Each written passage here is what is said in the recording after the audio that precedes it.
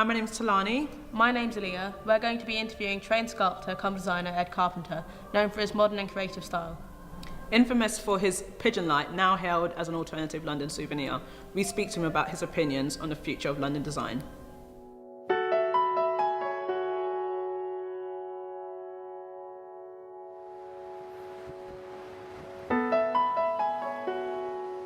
I really do like simplicity in design. The making's integral, it's just as integral as the design and the way it looks. And there's got to be a synergy between how something's made and how something's looked. It's got to be a perfect balance, and that's the perfect object for me.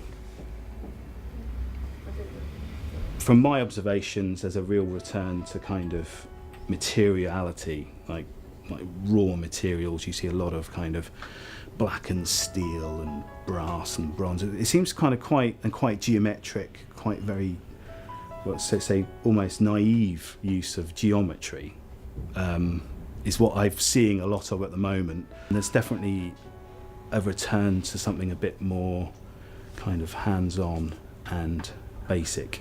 The role of the designers kind of as this kind of industrial kind of partner to industry, as industrial, is maybe that's kind of shifting, and maybe the designer's becoming the industry itself. So maybe it will be much more engaging with the consumer.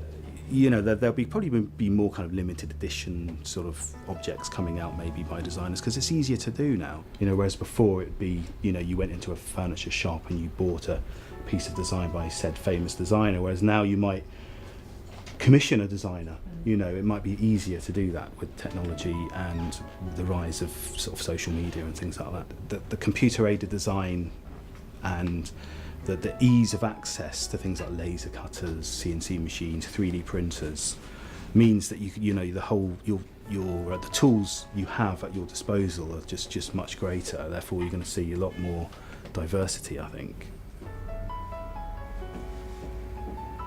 There's a lot of really great design was done at the in the mid-century. It was a very fruitful period for design. There was lots of change in technology, manufacturing technology, and there was also a big change in the way people were thinking. So it's only natural that, you know, it's almost like people were thinking ahead of their time. Right, so yeah, this is the canteen utility chair.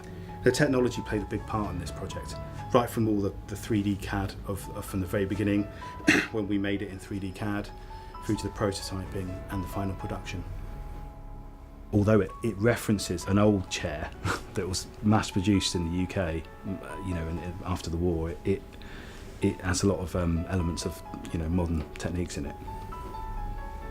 If something's made in the correct way, and it's in, you know, it generally looks right. And I think this is a good example of a chair that we've really thought about how it's made. See, when you're designing a chair, you can design perfection, you know, as best as you can, because you can control everything. You know, your home is just so dynamic and completely impossible to control. But I do my best, is my best way of describing it.